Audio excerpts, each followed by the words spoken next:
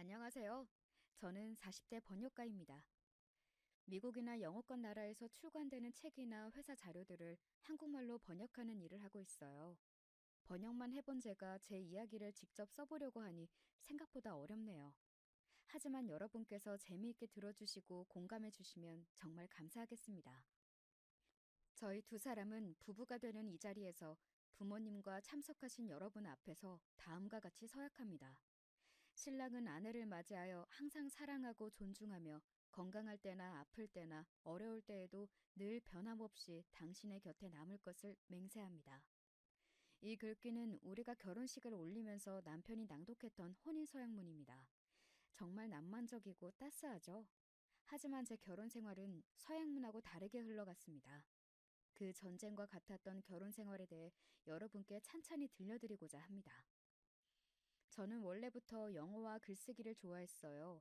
자연스럽게 대학교에서 영문학과를 졸업하고 대학원에서 석사 과정까지 밟았지요.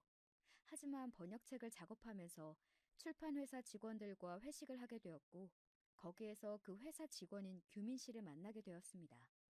제 옆에 앉아서 술을 잘 못 마시는 저를 대신해서 술도 마셔주고, 저를 다정하게 챙겨주는 모습에 호감이 생겼어요.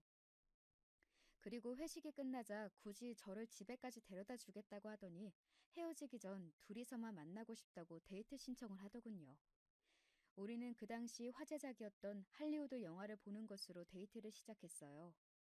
저는 번역가가 직업이다 보니 영화를 보면서 즐기지 못하고 번역을 신경 쓰면서 다소 일적으로 관람하고 있었는데 옆에 앉아있는 규민 씨는 박장대소를 하기도 하고 눈물을 흘리기도 하면서 영화를 보는 모습이 인상적이었습니다. 남자가 그렇게 감정 표현이 다양하기가 쉽지 않은데 그 모습이 오히려 귀엽게 보여서 제 마음은 더 규민 씨를 향했어요. 다정하고 저를 배려해주는 규민 씨는 다 좋은데 딱 하나 꺼려지는 행동이 있었습니다. 둘 다 성인이고 돈을 버는데 남자만 데이트 비용을 부담하는 것은 차별이라고 생각해. 너는 그런 속물적인 여자가 아니지? 그런 점에서 우리는 딱 반반씩 더치페이를 하자. 규민 씨의 생각에 동의는 하지만 너무 대놓고 더치페이를 강요하니까 조금 기분이 상했어요. 하지만 그건 오게티일 뿐이고 규민 씨는 제가 일이 바빠서 잘 보지 못할 때 관대하게 기다려주고 제가 아프거나 속상한 일이 있으면 제일 먼저 달려와줘서 이제 그 없이는 못 살 만큼 사랑하게 되었어요. 그리고 그것은 규민 씨도 마찬가지였어요. 우리는 어느덧 결혼을 약속한 사이가 되었고 양가 어르신들을 모시고 상견례를 갖게 되었습니다. 처음 예비 시모의 얼굴을 보고는 저는 깜짝 놀랐습니다. 박색이 그런 박색이 없었어요. 탤런트 전원주 씨도 우리 시모 얼굴에 비하면 아주 고운 얼굴이라니까요. 키는 초등학생 수준으로 작고 파마 머리에 눈썹 문신이야 워낙 우리 주변에 어머님들이 많이 하시는 거라 괜찮았어요. 하지만 얼굴이 크고 넙대대하고 눈이 작고 짝 찢어진 데다가 콧방울은 두툼한데 콧대는 거의 없다시피 해서 콧구멍만 훤히 보였어요. 그에 비해 입은 어찌나 크신지 말씀하시는 내내 그 입만 보게 되더라고요. 저도 모르게 예비 시모 옆에 계신 예비 시부와 예비 신랑, 그의 여동생까지 보고 있노라니 휴, 정말 다행이다. 이런 생각이 들었습니다. 시부는 준수한 외모셨고 시누이와 예비 신랑은 시모보다는 오히려 시부를 닮은 것 같더라고요. 그래서 네 분의 가족에서 예비 시모만 아주 툭 튀어 보였습니다. 아니나 다를까 예비 시모는 말투도 고상한 쪽하고는 거리가 멀어 보이셨죠. 그래, 아가씨는 결혼하면 집에 눌러 살 건가? 아니면 지금처럼 계속 직장을 다닐 건가? 요즘 여자들이 교육도 잘 받고 했는데 설마 직장을 그만두는 것은 아니겠지? 기차통을 삶아 먹었는지 목소리가 크고 우렁차서 처음 그 말씀에 정신이 번뜩 들 지경이었어요. 어머님, 저희 친정 어머님도 옛날부터 맞벌이를 하셨답니다. 그리고 저 대학원까지 열심히 공부했는데 일을 그만둔다는 생각은 안 해봤어요. 계속 일할 거예요. 오, 그래? 그거 듣던 중 반가운 소리구만. 젊은 여자들이 요즘에는 직장도 안 다니고 애도 한 명 낳고 집에서 뭐 하려고 그러나 모르겠더라고. 난 그 꼴은 못 보겠던데 아가씨는 아주 사상이 바르구만. 네, 잘 봐주셔서 감사합니다. 그런데 어머님께서는 무슨 일을 하세요? 제 질문에 갑자기 예비 시모는 얼굴이 어둡고 당황하는 기색으로 막 얼버무리기 시작하는 겁니다. 그때 갑자기 예비 신랑이 끼어들어 시모 대신 대답을 해주었습니다. 우리 엄마는 죽 사업하셨어. 지금은 잠시 다른 사업 구상 중이라 집에 계신 거지만 금방 또 새로운 사업 하실 거죠, 엄마? 물론이지. 나야말로 결혼하고 일을 쉰 적이 없이 우리 남매들 키웠다고.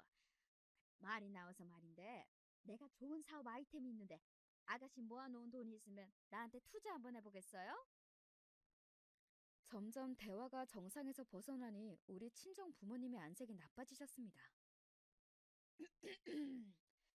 지금 이런 대화를 할 때가 아닌 것 같습니다. 서로 아이들 결혼에 승낙하신다면 결혼 일자를 얘기해 보시면 어떻겠습니까? 예, 예. 사돈 어르신 말씀이 맞습니다. 여보, 우리 애들 결혼 날짜를 잡아봅시다.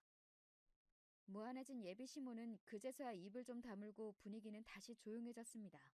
서로 집안 간에 크게 기울고 참이 없이 비슷한 사정이다 보니 딱히 우리 결혼에 대해 반대하지 않으시고 결혼 날짜와 장소를 정하면서 상견례 자리는 잘 마무리되었습니다.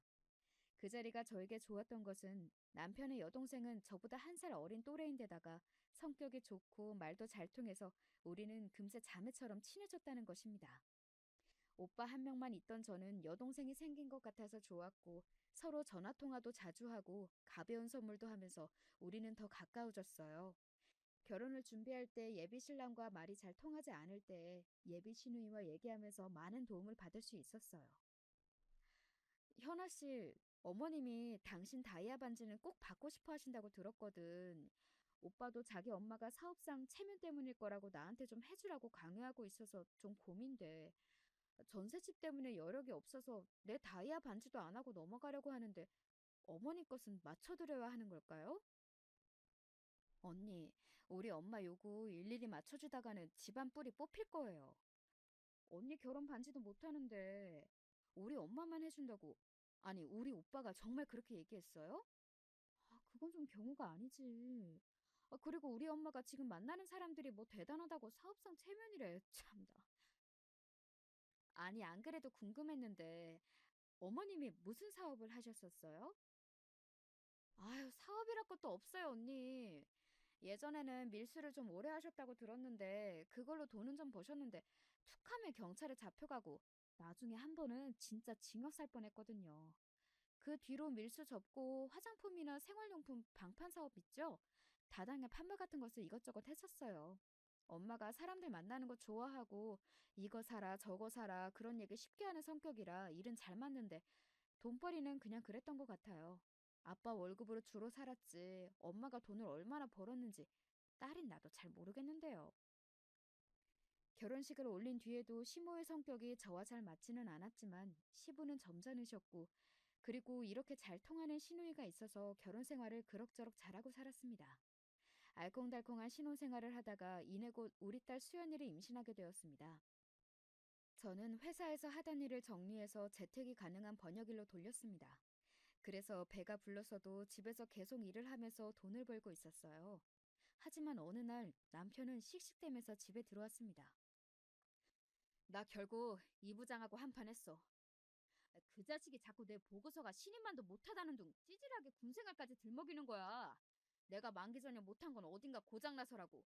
그게 몸이던 뇌이던 말이야. 날 무슨 장애자 취급하는데 그만 못 참고 그 자식 뺨을 한 대 후려갈고 회사 나와버렸어. 나 내일부터 그딴 회사 안 나갈 거야. 여보, 아무리 화가 나도 그렇죠. 그렇게 갑자기 회사를 나가버리면 어째요?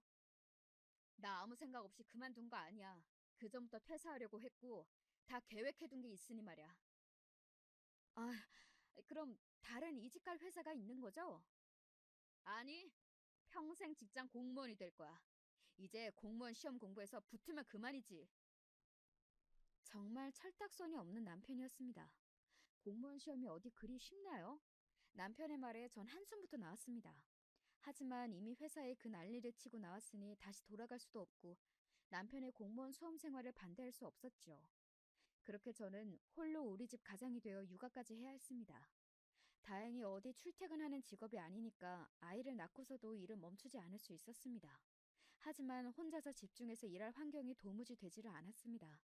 돌아서면 아이 젖먹일 시간이고 돌아서면 잠에서 깨서 울어대는 통에 일을 할 수가 없었어요. 회사도 안 나가는 남편이 아이를 봐주면 되지 않겠냐고요?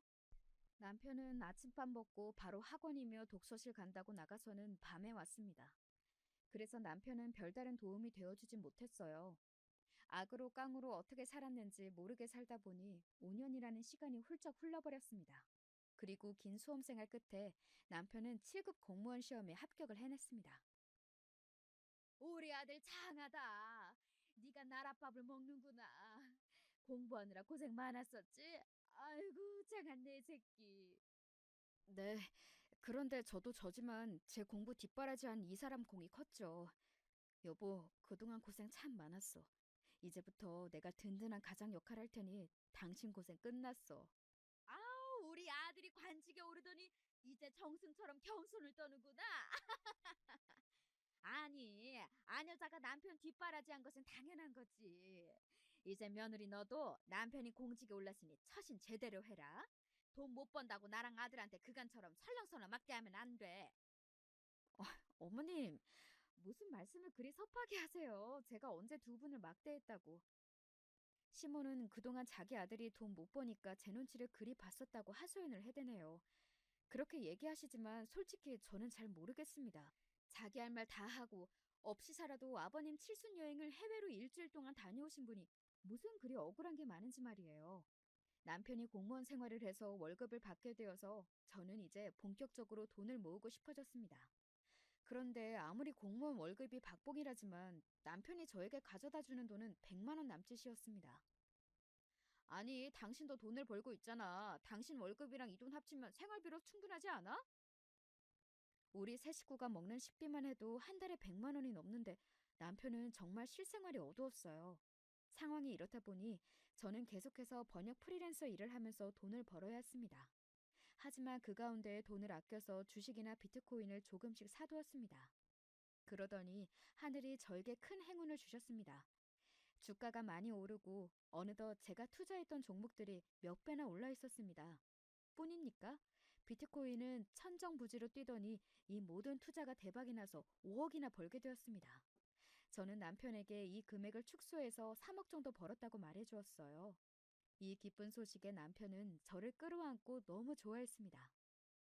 우리 똘똘한 마누라, 내가 진짜 아내 하나는 잘 뒀다니까. 그럼 우리 그 돈으로 뭘 할까? 집을 넓혀서 이사를 갈까? 어디 오랫동안 크루즈 여행을 다녀올까?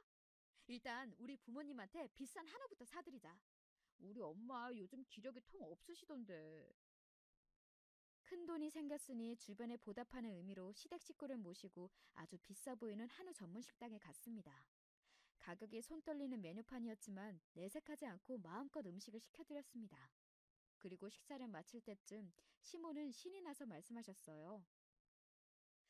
세상에 이런 경사가 있구나. 그런데 말이다. 나도 아주 좋은 소식을 갖고 왔다. 너희들 어릴 때부터 같은 동네 살던 경희 이모라고 알지? 그 이모가 원래 음식 솜씨가 좋았는데 최근에 일했던 한식당에서 나와서 자기 가게를 차리겠다네? 그런데 얘가 나를 워낙 의지하니까 나한테 같이 동업하자고 하대. 오늘 여기 한우집 식당에 와보니 내가 딱 경이랑 소고기집을 차리면 되겠다 싶다. 뭐 다 갖춰졌는데 한 가지 부족한 게 자본금이었어. 헌데 우리 며느리가 3억이나 벌었다고 하니 이것은 바로 하늘의 뜻이다. 이거야. 내가 사채 이자만큼 매달 주마. 3억 5천만 있으면 가게 차릴 수 있으니 좀 빌려주겠니? 엄마한테 그런 좋은 생각이 있으셨어요? 마침 우리도 이 돈 아직 뭐 했을지 생각 안 했으니 빌려드릴게요. 여보, 엄마가 이자까지 많이 주신다잖아. 더 생각할 게 뭐 있겠어? 저는 아무 말도 못하고 남편을 흘겨봤습니다. 그 거금을 부부끼리 상의도 안 하고 바로 이 자리에서 바로 드리겠다고 해버리면 참 곤란하니까요. 하지만 이미 엎질러진 일이고 결국은 시모 창업에 돈을 빌려드리는 일에 저도 동의했습니다. 시모는 제가 빌려드린 돈과 경희 이모가 구해온 돈으로 번듯한 한우식당을 개업했습니다. 서울의 모초에 차린 고깃집 개업식 날 가서 맛을 보았더니 정말 예상치 못하게 일품인 것입니다. 경희 이모가 음식을 잘하신다더니 소고기의 질부터 숯불의 품질, 더욱 대단한 것은 소고기 찌개였습니다. 그저 식사 메뉴 중에 하나일 뿐인데 가격이 15,000원이나 해서 처음엔 비싸다는 생각으로 먹었지만 어디에서도 맛보지 못한 깊은 감칠맛이 났어요. 아니나 다를까 시모가 연 고깃집은 그 맛으로 점점 손님이 늘어나서 잘 되었습니다. 그러더니 소고기 찌개가 맛있는 것으로 유명한 집으로 방송을 타면서 정말이지 대박을 치게 되었습니다. 이 고깃집은 이제 대기 없이는 들어갈 수 없을 만큼 성업 중이었습니다. 그렇게 시모의 가게가 잘 되자 어느 요식업계 사장이 50억에 팔라고 제안까지 해왔습니다. 이 소식에 시모는 입이 찢어지게 걸리셨어요. 내가 이날까지 말아먹은 사업도 많고 번번이 돈벌이도 안 되었는데 이제 말년에야 내 복이 필요나 보다. 이렇게 가게가 잘 되었지만 시모는 초기 투자금을 빌려주었던 저에 대한 고마움은 없어 보여서 조금 섭섭했습니다. 그뿐이 아니라 매달 보내기로 한 이자 300만 원도 자꾸 안 보내시는 겁니다. 하루 매출이 몇 천만 원인 대박집에서 이자 300만 원을 까먹는다는 것은 이치에 맞지 않잖아요. 시모가 저를 무시하는 게 아닌가 싶기까지 했어요. 그리고 남편은 늘 제가 벌어오는 월급에 고마워했는데 이제 제 돈은 푼돈 취급을 하고 있습니다. 자기 월급에서 100만 원만 집에 가져다 주고 남은 것은 자기가 쓰고 거기에 시모에게서 한 번씩 용돈을 받는 눈치인데 왠지 저에게는 아무런 돈도 선물도 없는 것입니다. 어느 날 남편은 평소 출퇴근용으로 사용하던 경차를 마음대로 고급 승용차로 바꿔오는 것이 아니겠어요? 아니, 당신 무슨 돈이 있어서 이런 비싼 차를 덜컥 산 거예요? 내 나이에 제네시스 정도 타주는 게 무슨 대수야? 내가 경차 못 타겠다고 졸라대니 돈 잘 버는 우리 엄마가 바로 이 차를 사주셨네. 어머님도 참. 그런 거금을 주실 거면 내 빌린 돈을 갚던지 하다못해 이자라도 제때 내주시지. 당신 차만 이렇게 바꿔주셨다고요? 좀 섭섭하네요. 이게 왜 나만 좋은 일인가? 우리 가족이 다 탈 차인데. 시승식 할 겸 엄마 가게까지 태워줄게. 저는 부하가 치밀어서 거절하고 집으로 들어왔고 남편만 혼자 신이 나서 시모에게 새 차를 보여주러 나갔습니다. 갑자기 생긴 돈으로 남편도 시모도 점점 사치스럽게 변해가는 것이 눈에 보였어요. 역시 사람은 감당 못할 돈벼락을 맞으면 티가 나는 법인가 봅니다. 하지만 이 사람들은 더 큰 돈을 노리고 해서는 안 될 생각까지 하게 되었어요. 너희들이 결혼한 지 얼마냐? 벌써 10년도 더 넘는다. 그러다가 덜커덕 이혼해봐라. 저기 우리 건물 김씨네 며느리도 집에서만 놀던 가정주부가 이혼한다고 재산 분할을 거의 반이나 떼어갔다고 하더구나. 이게 도둑년이지 않고 뭐냐? 괜히 우리도 그런 사단 나기 전에 뿌리를 뽑아야 돼. 안 그래도 그 며느리년이 내 눈엣 가시였는데 이번 기회에 갈라서라. 에이, 그래도 우리 수연이 엄마이고 함께 산 세월이 있는데 그렇게까지 해야 할까요? 처음에 시모가 강하게 이혼을 권했을 때 남편은 의리를 지켰었다고 합니다. 하지만 사람 마음이 참으로 간사한 것이더군요. 시모의 구슬림 뒤 남편이 찬찬히 보니까 점점 아내가 다르게 보였던 것이지요. 구독자 여러분은 아시지요? 사람이 눈에 보이는 조건과 돈 외에도 얼마나 중요한 것이 많은 것인지요. 쥐뿔 하나 없었던 시댁이 이만큼 잘 사게 된 데에는 제 공이 적지 않았습니다. 투자금은 떠나서 남편이 무직으로 살 때, 우리 수연이 출산 병원비조차 없을 때 모든 생활비는 제가 모은 돈과 친정에서 도와주신 돈으로 해결했죠. 그리고 시모가 무릎 인공관절 수술할 때나 그 외에 시부가 아프실 때마다 제가 그 병원비 등을 해드렸습니다. 그뿐인가요? 시누이가 시집 갈 때에도 시댁에서 돈 없다고 나몰라라 할 때 그냥 시집 보내기가 짠한 마음에 제가 500만 원 주면서 신혼여행비에 보태라고 했습니다. 그리고 남편이 공무원 시험에 떨어져서 흔들릴 때마다 마누라로서 바가지 한번 긁지 않고 든든히 지원해 주었지요. 그런데 이제 와서 그런 저의 모든 수고와 공은 아무것도 아닌 것이 되어버리나 봐요. 남편은 시모가 이혼을 종용하고 나서부터 하루가 다르게 저를 대하는 태도가 냉랭해 갔습니다. 어느 출근 준비를 바쁘게 하던 아침이었습니다. 아, 이게 아니잖아. 당신 그렇게 센스가 없어서 어디다 쓸래? 10년 넘게 살면서 아직도 내 취향을 못 맞추겠어? 이번 주 세미나 교육에 갈 때 자료들이랑 책이 모두 담길 수 있는 큰 사이즈의 가방을 사오랬지. 누가 어딜 마실 가냐? 여기에 자료가 다 안 들어가잖아. 어머머, 조금 작네? 아, 미안해요. 내가 오늘 가서 사이즈 더 큰 걸로 바꿔올게. 그런데, 그러면 그렇다 말을 하면 되지. 왜 그리 짜증내고 썽을 내요? 당신이 미련 곰탱이처럼 답답하니까 그렇지. 집에서 살림만 하니까 더 미련해지는 거 아니야? 당신 무슨 말을 그렇게 해요? 내가 쭉 놀았어요? 살림만 했냐고요? 당신 돈 못 벌어올 때부터 내가 일했던 10년을 까먹은 거예요? 비날 수치가 너무 높아서 일을 쉰 지 1년도 안 됐수다. 진짜 너무하네요, 당신. 아, 됐어, 됐어.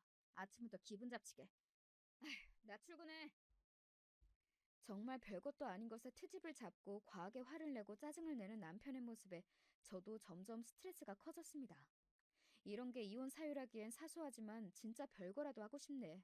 이런 마음이 들던 어느 날 시댁에 갔다가 남편이 시모와 얘기하는 것을 엿듣게 되었습니다. 그동안 이혼 생각은 좀 해봤냐? 아, 왜 쟤를 계속 네 마누라로 달고 다니는 거야? 으이그 모질지 못한 놈. 어서 정 떼어버려. 너 심 사장 알지? 내가 저번에 얘기한 우리 고깃집 사고 싶어하는 작자 말이다. 얘야, 듣자 하니까 심 사장한테 여식이 하나 있다는구나. 이혼한 지 몇 년 된 혼자 사는 얘인데 나이도 너랑 비슷하고 어떠냐? 엄마도 참 뭐가 어때요? 40대 후반이 늑다리 이혼녀랑 나랑 뭐 어쩌라고. 남편은 여자의 나이가 많은데 자기랑 붙여주려고 하는 시모에게 기분 나쁘다는 반응이었습니다. 뭐 나이야 좀 많긴 한데 아유 이 멍충아 심 사장 재산이 얼만데 그런 철없는 말을 하는 기야? 우리 고깃집 50억도 사려낸 작자인데 돈이 얼마나 많겠냐고. 게다가 그 집 딸이랑 결혼만 해봐라. 나중에 심 사장 죽으면 그 돈 다 우리 것이 되는 거야. 그러니까 별 볼 일 없는 친정 가진 네 마누라 같은 건 이제 필요 없어. 이혼해! 그제야 남편은 심드렁하던 태도를 바꾸어 흥미롭다는 눈빛으로 시모 이야기를 경청하기 시작했습니다. 그럼 엄마, 나 진짜 저 사람이랑 이혼하고 심 사장 딸이랑 어떻게 해봐? 아주 요즘 관청 다니기 죽을 맛이긴 해요. 5년 죽자고 공부해서 들어가긴 했는데 왜 그렇게 일도 많고 진상도 많은지 일하기 힘들어 죽겠어. 아, 누가 공무원이 일 조금 하고 편하다고 한 거야? 그 심사장 딸이랑 결혼하면 공무원 때려칠 수 있겠지? 아유, 두말하면 잔소리지. 몇백억의 자산가가 장인어른인데 널 그딴 공무원이나 하게 두겠냐? 나도 고깃집 하느라고 삭신이 쑤셔서 미치겠어. 아유, 돈은 잘 벌리는데 어디 하루라도 쉴 수가 있어야 말이지. 그냥 심 사장한테 팔고서 그 돈으로 놀고 먹고 싶긴 한데 하루 매상 보면 또 지금 팔기엔 아깝고. 아유, 마음이 오락가락한다. 남편과 시모는 둘이서 속닥거리면서 저를 내치고 새로 남편과 짝질 여자까지 상의하는 지경에 이르렀던 것입니다. 사람이 돈 앞에 눈이 횟가닥할 수도 있겠지요. 하지만 그 고깃집은 제 덕에 차릴 수 있었던 곳입니다. 사람이라면 그런 은혜를 갚는 것이 우선 아닐까요? 심지어 시모는 잘 되는 고깃집이 힘들다며 팔고 싶어서 난리이고 남편은 제 뒷바라지 끝에 합격한 공무원 생활을 그만두고 싶어서 난리이고 그냥 놀고 먹을 생각 외에는 하지 않는 사람들이지 않을 수가 없네요. 저는 지난 세월에 대한 후회로 가득 차올랐습니다. 조용히 시댁에서 나와서 걷다 보니 동네 놀이터가 보여서 벤치에 앉아서 옛날 생각도 하고 남편에 대한 원망으로 눈물이 나서 손으로 훔치고 있었습니다. 놀이터에 아이들이 많지는 않았지만 4~5살로 보이는 아이 2명이 엄마들과 함께 놀고 있었습니다. 우리 수연이도 저런 나이가 있었지. 저 때 정신없이 혼자 일하면서 수연이 키웠어도 참 행복했는데 지금은 돈이 많아졌다 한들 무슨 소용이란 말인가.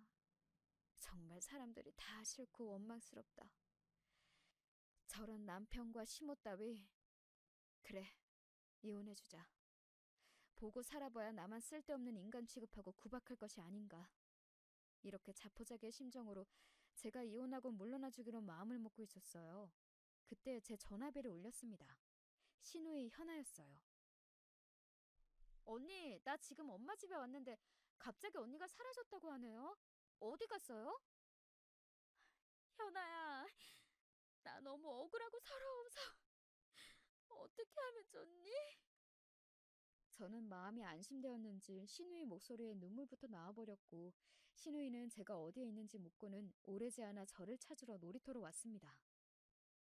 아니, 언니 여기서 왜 이러고 있는 거예요? 우리 엄마가 또 언니 구박했어요? 구박을 넘어서 날 버리겠대. 내쳐 버리겠다고. 오빠랑 어머님이 작당하고 있다고. 저는 신우이에게 제가 들었던 이야기를 들려주었습니다. 신우이는 놀라기는 했지만 제 예상만큼 놀라 보이지는 않았습니다. 언니, 가게가 바빠서 요즘 내가 주말에 일 도와주고 있었잖아요. 사실 엄마랑 오빠가 그런 얘기하는 걸 듣긴 했었어요. 그 심사장 데리고 와서 엄마가 알랑방구 끼는 것도 봤었죠. 하지만 내가 40년 넘게 살면서 우리 엄마란 사람이 어떤지, 우리 오빠도 그렇고 그런 사람이라는 거 왜 모르겠나요? 괜히 둘이서 헛물 삼키고 있는 거라고 넘겨버렸죠. 언니가 우리 집에 해준 게 얼만데요? 그동안 언니한테 받아온 거 잊어먹고 진짜 행동으로 옮기면 그게 내 오빠와 엄마여도 그냥 못 봐요, 나는.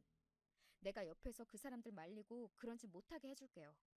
언니가 그렇게 이혼해주면 우리 수연이는 어쩌고요? 우리 착하고 여린 수연이가 엄마 아빠 이혼하는 걸 받아들일 수 있겠어요? 언니가 엄마로서 마음 단단하게 먹어요. 오빠가 뭐라든 엄마가 뭐라든 무시하고 언니 할 일만 하면 저러다가 말 거예요.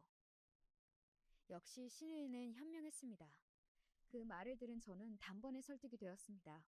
사실 지금 당장 심 사장 딸이 이 집에 온 것도 아니고 저에게 이혼하자고 달려든 것도 아닌데 제가 잠시 마음이 약해졌던 걸 깨닫게 되었습니다. 우리 딸을 생각해서라도 정신을 차리고 내 가정 지킬 것이고 내 투자금이 들어간 고깃집도 지켜낼 것입니다. 저는 신우이와 팔짱을 끼고 시댁에 들어가서 시모를 찾았습니다. 어머님, 드릴 말씀이 있어요. 아니, 너는 갑자기 사라져서는... 그래, 뭐냐? 어머님 고깃집 차리실 때 제 돈 3억 5천만 원 말이에요. 그 이자 왜 자꾸 안 주시는 거예요? 지금 하루 매상이 얼마인데 그 돈을 떼어 먹으시는 건가요? 아니, 가족끼리 뭘 그리 매정하게 그러고 나서냐? 알았다. 주면 될 것 아니냐? 한두 달 주다가 밀리고 그러셨으니 믿음이 안 가서요. 제가 채권 도촉을 법적으로 하기 전에 그동안 밀린 이자 싹 갚아주시고요. 계속 이자가 연체되면 원금하고 한꺼번에 갚아주셔야 합니다. 제가 눈에 쌍심지를 켜고 분명하게 말씀드리니까 그제야 시모는 얼렁뚱땅 넘어가면 안 되겠던지 밀린 이자를 제 계좌로 보내주었습니다. 하지만 아직도 여전히 밀린 이자를 보내주지는 않고 차일피일 미루면서 쌓여 있었지요. 전 이제 남편도 시모도 정이 뚝 떨어져서 잘해주고 싶은 마음이 들지 않았습니다. 그리고 당신도 앞으로 공무원 월급 받은 거 고스란히 갖고 와요. 생활비를 자꾸 제대로 안 주는데 그러면 내가 당신 월급 차압 들어갈 거야. 뭐? 내 월급을? 아니 갑자기 왜? 싫어. 내가 계산기 가져와서 다 따져볼까요? 결혼해서 그동안 내가 번 돈 다 합쳐도 당신이 지금부터 은퇴 때까지 벌 돈은 돼야 할걸? 우리 수연이 학원도 늘릴 거고 나도 번역 사업하느라 생활비 못 내니까 앞으로는 당신 월급으로 우리 생활해야 해. 아니 제가 뭘 잘못 먹었나? 갑자기 왜 저렇게 눈에 쌍심지를 켜고 돈돈거리는 거야? 왜요? 어머님이 돈돈거리는 건 사업이고 제가 그러는 건 미친 건가요? 평소 같으면 그쯤하고 조용할 저는 끝까지 시모의 말 한마디에 따박따박 말대꾸를 하니깐 시모는 기가 막히다는 듯이 혀를 차면서 남편을 데리고 방으로 들어갔습니다. 네, 그 둘이 무슨 얘기를 할지 눈에 안 봐도 뻔합니다. 그때 가서 이혼을 하던 안 하던 간에 이제 저도 그저 참고 넘어가지만은 않을 거니까요. 제가 할 말을 속 시원히 다 하니까 옆에 있던 신우이도 몰래 엄지를 척 들면서 저를 응원해 주었습니다. 그간 건강이 약해져서 일을 쉬고 있었던 저는 정신이 번쩍 들어서 다시 돈을 벌여야겠다고 생각했습니다. 투자하고 주식에 신경 쓰는 것이 저와 맞지는 않았지만 은행에 적금을 하는 것처럼 시모가 보내주는 이자 300만 원을 생활비로 쓰지 않고 모두 주식과 가상화폐에 투자했습니다. 그리고 남의 일을 받아서 하는 프리랜서가 아니라 제가 직접 사업을 차려서 번역에 관련한 일을 따오기로 했습니다. 우리 딸이 중학생이라 제가 집에서 육아에 전념할 필요도 없었으니 적극적으로 번역 사업을 하기에 여건도 충분했지요. 무엇보다 남편과 시모 때문에 무너진 제 자존심을 회복하기 위해서 저는 일이 필요했습니다. 번역 일을 잘하고 싶었고 또 그것으로 큰 돈도 벌어보고 싶었습니다. 그래서 주변에 함께 일을 했던 사람들에게 연락을 해서 함께 사업을 하거나 투자를 할 사람이 있는지 알아보기 시작했습니다. 그렇게 바쁘게 지내던 어느 날이었습니다. 신우이로부터 급하다며 고깃집으로 오라는 연락을 받고 저는 부랴부랴 달려나갔지요. 고깃집에 들어선 순간 저는 제 두 눈을 의심했습니다. 아니, 이게 어찌된 일이란 말이죠? 고깃집에서는 시모와 남편이 한 노년의 남성이 휘두르는 주먹을 피하고 있었고, 가게 직원들은 그 남성을 말리기 바빴습니다. 그리고 그 남성 뒤로 어떤 중년의 여자가 흐느끼고 울고 있었어요. 이 새끼야, 너 내 딸이 이혼 여라고 아주 쉽게 봤냐? 너희들이 진짜 좋아 죽는다고 한데도 내가 뜯어 말릴 판이야. 어디 공무원 나부랭이가 내 딸을 어떻게 해보려고. 너 오늘 내 손에 죽어라. 아이, 오해세요, 심 사장님. 우리는 서로 호감으로 연애하다가 그런 거지 제가 따님한테 추행한 게 아니라니까요.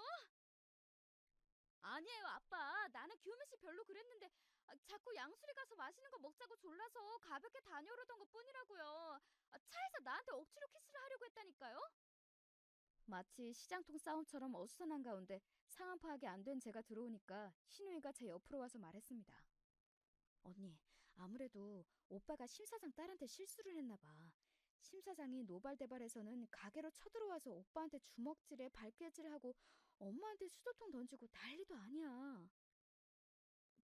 심 사장님, 잠시 고정하시고 우리 지성인답게 대화를 풉시다. 네? 애들끼리 만나다가 사랑 싸움 같은데. 입 닥쳐, 이 여편이야. 내가 니네 고깃집 사는 게 관심이 있다고 했지. 어디 우리 딸은 니네 아들한테 넘겨준다던? 그리고 이깟 고깃집 사는 것도 무효야, 무효. 어디 그것뿐이야? 이 집 망하게 할 거야. 두고 봐, 내가 망하게 할 거라니까? 심 사장은 화가 머리끝까지 나서 남편과 시모에게 악담을 퍼부었고 이내 자기 딸을 데리고 가게에서 나갔습니다. 나도 우리 고깃집 안 팔아, 영감탱이야. 어디 하자 있는 딸년 가지고 남의 귀한 아들 폭행을 해? 내가 경찰서에 가서 당장 저 영감탱이 고소할 테니. 우리 아들 괜찮니? 어디 다쳤어? 아우, 큰일 날 뻔했네. 무슨 70 먹은 노인네가 저렇게 힘있어요? 아까 발길질에 다리 맞고 멱살까지 잡혔으니까. 엄마, 나 병원 가봐야 할까? 그래, 그래. 우리 병원부터 가자. 가서 치료받고 검사받고 그 진단서도 떼어오자. 그래서 그 노인이한테 폭행 합의금도 왕창 뜯어내자고. 어? 이 상황이 꿈이라면 좋겠습니다. 남편은 심사장 딸을 꼬셔내려고 혈안이 되었다가 저렇게 혼쭐이 난 거네요. 저런 버러지 같은 남자가 내 남편이라니, 내 딸의 아비라니. 전 믿을 수가 없었습니다. 시모는 자기 아들이 다쳤을까봐 남편을 부축해서 병원을 가려고 나오려던 참이었어요. 그러던 중 가게 문에 서 있는 저를 발견했죠. 아니, 여보. 얘야, 지금 네가 본 것은 오해다. 응? 두 사람은 저를 보고는 눈이 동그래져서 말을 버벅이고 있었어요. 더 이상 참지 못한 저는 아무 말도 없이 그대로 가게에서 나왔고 집으로 달려갔습니다. 이런 꼴까지 보고 나니 더 이상 그 남자와 한 집에서 살 수 없었어요. 신물이 날 만큼 돈만 쫓아드는 시모의 낯짝도 다시 보고 싶지 않았습니다. 저는 가방에 남편의 옷가지와 물건들을 싸기 시작했습니다. 그리고 현관 비밀번호를 저만 아는 곳으로 변경해 놓았어요. 잠시 뒤 학교에서 돌아오는 딸과 시누이가 함께 집에 와서 문을 열어주었습니다. 엄마, 현관 비밀번호가 왜 바뀌었어요? 그리고 이 짐들은 뭐야? 어디 여행 가세요? 수연아, 너 아빠를 얼마만큼 사랑하니? 엄마, 갑자기 무섭게 왜 그래? 그냥 가족이잖아. 사랑하고 애틋한 건 아니어도. 엄마는 아빠와 이혼하기로 마음먹었단다. 그치만 수연이는 여전히 아빠의 딸이고 엄마의 딸이야. 네가 너무 충격받지 않았으면 좋겠어. 엄마는 아빠를 집에서 내쫓을 거야. 엄마 아빠가 헤어지고 나면 수연이는 누구와 살 거야? 우리 딸은 갑작스러운 이야기에 놀라서 가만 서 있었습니다. 언니, 언니가 받은 충격은 내 이해하지만 수연이에게 바로 그렇게 물어보면 얘가 당황하고 말잖아요. 수연아, 고모가 다 설명해줄게. 이리 들어와. 딸이 신우이와 방으로 들어가는 모습을 보자마자 저는 안방으로 들어와서 소리 죽여 울기 시작했습니다. 딸에게 너무 미안했지만 저는 이혼을 멈출 수가 없었으니까요. 시간이 얼마나 지났을까? 딸은 안방 안 방문을 열고 들어와서 저를 살포시 안아주었습니다. 엄마, 참 힘들었겠다. 나는 두 분이 이혼하셔도 견딜 수 있으니까 제 걱정 말고 엄마가 하려는 대로 하세요. 그리고 난 사실 아빠보다 엄마랑 살고 싶어. 그리고 딸은 학원에 간다며 집을 나갔습니다. 우리 딸에게 너무 미안하고 고마워서 우는 것을 멈출 수가 없었어요. 신우이는 그런 저의 등을 토닥여주고 휴지를 뽑아주면서 옆에 있어 주었습니다. 그리고 나지막히 저에게 얘기해 주었어요. 언니, 나도 더 이상 이혼 말리지 못해요.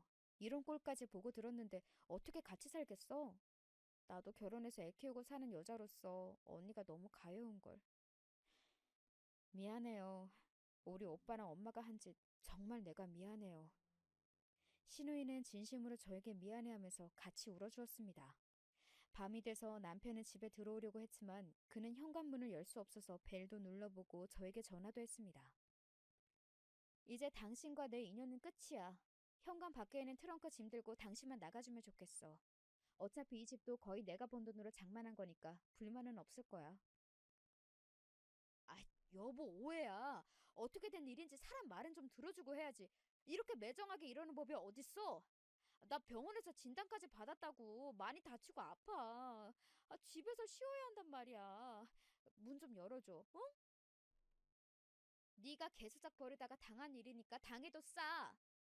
다시는 이 집에 발들일 생각도 말고 당신 엄마한테 가서 전해. 내가 빌려준 돈과 그동안 밀린 이자 한 달 안으로 갚으라고. 갚지 않으면 바로 고깃집 담보로 압류 행사할 거야. 아니 뭐라고? 당신이라는 여자 진짜 냉정하네. 지금 돈이 문제야? 남편이 다쳤는데 엄마 고깃집도 큰일이 생겼는데 이제와 돈을 빼가? 애초에 내 돈 3억 5천이 없었다면 그 고깃집 있지도 않았어. 잔말 말고 당장 내 은행 계좌에 다 갚고 당신에게는 이혼 청구장이 갈 테니 사인해서 보내. 50 다 된 늙은 여자 데리고 살아준 거에 감사해야지. 하늘 같은 남편을 내쫓아? 나도 너랑 안 산다. 모든 게 네 뜻대로 될 줄 알아? 남편은 이렇게 화를 내고 트렁크를 들고 집에서 사라졌습니다. 저는 며칠 뒤 변호사를 고용해서 남편에게 이혼 청구를, 그리고 시모의 고깃집에는 법원에 지급명령 신청을 받고 가압류를 걸어두었습니다. 이런 법적 조치가 들어가자마자 시모는 저를 찾아왔습니다. 얘 68 것이! 시모는 저를 보자마자 욕설을 날리면서 다짜고짜 제 머리통을 손으로 쳤습니다. 갑작스러운 폭행에 당황해서 한 대 맞고 말았지만 그 다음에 날라오는 시모의 손을 세게 잡았습니다. 놔, 이년아. 내 손 안 놔! 넌 더 맞아봐야 해. 어디 이혼에 가압류? 우리 집을 말아먹을 작정이야? 역시 수준이 참 시정잡배에서 벗어나지를 않네. 70 먹고 며느리를 때려요? 이거 지금 CCTV에 다 찍혔으니까 당신한테 폭행 고소장도 추가되겠네. 뭐시? 고깃집 경매를 넘어가고 싶지 않으면 당장 내 돈 갚고 나와 내 딸 수연에게 접근도 하지 마세요. 이제 당신은 내 시모도 뭣도 아니니까 또 한 번 찾아오면 바로 경찰한테 잡아가라고 할 거예요. 겪은 바 없이 제가 세게 나가니깐 시모는 그때야 상황 파악이 되었는지 꼬랑지 내린 개마냥 저의 비위를 맞추려고 했습니다. 얘야, 우리가 함께한 세월이 얼마냐. 우리가 가족인데 어려울 때일수록 서로 믿고 도와야지. 참네. 그래, 말 한 번 제대로 했네. 내가 당신을 먹여 살린 세월이 10수년이야. 그런데 고마워하고 은행 갚기는커녕 내가 잠시 일 쉬는 동안 구박이나 했지. 내 덕에 차린 고깃집 잘 되었을 때 나한테 고마워했어요? 그래놓고 이제는 돈만 좀 여시 꼬셔내라. 본처가 이렇게 눈 뜨고 살아있는데 그걸 아들한테 사주해? 그러고도 당신이 인간이에요? 시모는 제가 모든 상황을 다 꿰뚫고 있는 것에 몹시 당황했습니다. 저는 더 이상 그 늙고 못생긴 얼굴을 마주하고 싶지 않았습니다. 시모가 뭐라 하든지 말을 더 이상 듣지 않고 집 안으로 들어와 버렸습니다. 그 뒤로 저는 변호사를 통해서 남편과의 이혼과 시모에게 빌려준 돈도 회수하는 절차를 밟았기 때문에 남편과 시모를 만날 필요가 없었습니다. 그들을 만나면 제가 화병나서 어떻게 될 것만 같아서 모든 연락을 차단하고 만나는 것을 피했습니다. 다만 시누이만큼은 계속 연락하며 전처럼 지냈습니다. 어떨 때는 시누이도 한 핏 줄이고 가족이니 미운 감정이 들었지만 결혼해서 사는 동안 유일한 제 편이었고 지금도 저에게 잘해주는 시누이와의 인연은 멈추고 싶지 않았습니다. 저에게 표현은 안 해도 시누이도 마찬가지였던 것 같습니다. 그리고 남편과 자기 엄마가 얼마나 시누이를 볶아두겠습니까? 제가 멈추도록 설득해 보라면서요. 하지만 시누이는 저에게 티내지 않고 자기 집 사람들의 일은 웬만해서는 얘기하지 않았습니다. 오히려 조카인 수연이가 부모의 이혼을 잘 받아들이고 지내는지 상처받지는 않았는지 신경 쓰고 애써주는 모습에 고마웠습니다. 남편과 시모는 재산 분할과 수연이의 친권 문제, 그리고 채권 해소에 대해 크게 저항했지만 다행히 능력 있는 변호사가 중간에 잘 처리해 주어서 대부분 제가 원하는 대로 결과가 나왔습니다. 1년 조금 넘게 시간이 걸렸지만 수연이의 양육권과 지금 살고 있는 집도 저에게 돌아왔습니다. 그리고 시모에게 빌려준 원금과 이자에서 남편이 그동안 결혼 생활에 기여했다고 계산된 1억 정도를 제외하고는 돌려받을 수 있었습니다. 이혼하기로 마음먹고부터 원래 추진하려던 번역 사업을 더욱 매진해서 하고 있었습니다. 수연이를 챙기면서 열심히 제 사업을 하면서 시간이 흐르고 나니 소송 결과도 마무리되었고 제 돈도 돌려받았으니 좋았습니다. 그간의 제 사업은 어느 궤도에 올라서 흑자로 전환되었고 가지고 있던 재산이 불어나서 수연이가 고등학교로 올라갈 무렵 파라군 지역으로 이사를 갈 수 있었습니다. 그렇게 충실하게 다른 데 눈 돌리지 않고 육아와 일에만 외진하고 살면서 남편과 시댁일에 대해 관심을 끊고 살고 있었죠. 신우이의 생일이 되어서 저는 생일 선물로 백화점 상품권을 보내면서 오랜만에 통화를 하게 되었지요. 언니, 너무 바쁜가 봐요. 우리 연락한 게 얼마 만이에요? 맞아. 나 그동안 참 바삐 살았지. 건강하게 잘 지내고 있어? 고모부랑 애들도 잘 있는 거지? 네, 우리 가족들 모두 건강하고 잘 지내고 있어요. 우리 오빠랑 집이 문제지 뭐. 응? 왜, 그동안 무슨 일이 있었어? 언니 성격에 괜히 우리 집 일 알아봐야 마음 복잡할 것 같아서 내가 그동안 얘기 안 했는데. 이제 해도 돼요? 나 이제 마음 정리도 다 되었고 요즘 사는 게 평안하고 좋아. 뭐 전 남편 소식 정도야 들어볼 수 있지. 그때 심 사장네가 고깃집 와서 일이 벌어진 그 이후에 가게 난리통에 지역 엄마들 카페에 글이 올라왔었나 봐요. 단골 손님 중에 누군가 그 일을 보고 듣고 인터넷 카페에 여기 사장 아들인지가 자기 본처가 있는데도 어떤 돈 많은 집 이혼한 딸을 꼬시고 있었다. 그런데 멍청하게 꼬시지도 못하고 여자가 싫어하는 걸 억지로 하다가 그 돈 많은 아빠가 가게에 와서 뒤엎었다. 요즘 장사 잘 돼서 입소문난 땡땡땡 소고기집인데 그 아빠가 비싼 값에 인수하려다가 파토나고 아주 막장이었다고 말이죠. 이 글은 일파만파 퍼져나가서 돈에 미친 가게로 동네 소문이 나면서 손님들이 끊기기 시작했어요. 그리고 가게에서 불만을 가졌던 사람들이 하나둘 말을 다 하더니 평판이 아주 바닥을 친 거예요. 주말에는 하루 매상이 5천만 원이나 하던 대박집이 하루아침에 망해버렸으니 우리 엄마랑 오빠랑 다 큰일 나버렸죠. 그런데 언니가 투자금이랑 이자 빼가겠다고 했으니 엄마는 매일 언니랑 심 사장, 동네 사람들까지 욕을 했어요. 그래도 이 소문이 좀 잠잠해지면 괜찮겠지 하는 마음으로 가게 접지 않고 계속 영업을 했는데 한 달이 가고 두 달이 지나도 이전처럼 가게가 회복이 되지 않더라고요. 그냥 가게 월세만 겨우겨우 내는 수준? 이렇게 어려울수록 같이 하는 직원들 더 잘 대해줘야 하는데 엄마가 속상한 마음에 직원들을 막대하니까 일 잘하던 직원들도 나가고 결국 우리 소고기찌개 개발해줬던 친한 경희 이모도 엄마한테 질려서 나가버렸어요. 그럼 누가 소고기찌개를 하냐고요? 다른 주방 이모를 고용해서 그 맛을 내라고 아무리 해도 그 맛이 안 나는 거죠. 결국 그나마 남아있던 손님들도 우리 가게를 외면하더니 결국 이제 아예 문을 닫게 되었어요. 저런 그 큰 가게가 결국 망해버렸구나. 어머님, 아버님 상심이 크시겠네. 아이고, 망했다 뿐이에요. 그 과정에서 매일같이 집에서 다투고 특히 엄마랑 오빠 사이가 완전히 틀어졌어요.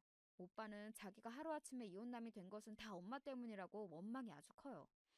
이제야 오빠도 엄마한테 휘둘리지 않고 살겠다면서 집에서 나가 원룸 같은 데를 얻은 모양이에요. 그리고 그렇게 공무원 생활 그만두고 싶다고 노래 부르더니 요즘은 쏙 들어가 버렸어요. 정년까지 버텨봐야지 별 수 있겠어요. 사실 오빠한테 이제 볼 게 뭐가 있어요. 나이 50이 돼서 집이나 재산이 있나, 아내와 딸도 없이 혼자 살고 있으니, 얼마 전에 연락해서는 저한테 그러더라고요. 좋은 아내 만나서 잘 살던 나를 엄마가 불행의 구렁텅이로 밀어버렸다고요. 앞으로 저 엄마와 연 끊고 살겠다고. 그리고 저한테 새언니는 어떻게 잘 지내고 있느냐고 물어보던데요. 그래서 제가 말해줬죠. 언니는 우리 집안이랑 연 끊고 뭐 아주 잘 살고 있지. 번역 사업을 차려서 잘 나가고 돈도 많이 번 모양이야. 속 썩이는 사람 없이 예쁜 딸이랑 둘이서만 살고 강남에 이사까지 갔다고. 오빠는 잘 됐다고 말은 하지만 아주 씁쓸하고 외로워 보였어요. 신우이가 해준 이야기를 들으니 시모도 남편도 모두 불행의 구렁텅이에 빠진 사람들이었고 원망이나 미움보다 동정심이 들었습니다. 이혼했지만 전 남편은 딸이 원할 때면 언제든 딸을 만나러 오고 전에 없이 선물도 사서 안겨주고 딸이 가고 싶다는 곳에 따라가 주었습니다. 한 가족으로 살 때는 딸이나 아내가 이렇게 소중하고 자신을 얼마나 행복하게 해주는 사람들인지 잊고 살았던 남자가 이제 정신 차린 것 같아요. 물론 그렇다고 제가 다시 전 남편과 합치고 싶은 것은 아닙니다. 아직도 그때 제가 당한 모멸감과 배신감은 저를 힘들게 하고 있습니다. 아마 여러분도 저와 같은 일을 당해보셨다면 남자도 시댁도 치가 떨리실 거예요. 앞으로 남은 제 생애에 결혼은 없을 것 같습니다. 지금은 번역을 멋지게 해서 훌륭한 책을 세상에 내놓는 것, 그리고 우리 딸이 원하는 대학과 직장에 가서 결혼하는 모습까지 지켜보는 것, 그 두 가지가 제 바람입니다. 오늘 아침부터 비가 촉촉히 내리는 감성적인 날에 제 사연을 쓰다 보니 어느덧 끝이 다다랐네요. 지금까지 제 사연을 들어주신 구독자 여러분 정말 감사드립니다. 늘 건강하시고 행복하시길 빌겠어요. 안녕히 계세요.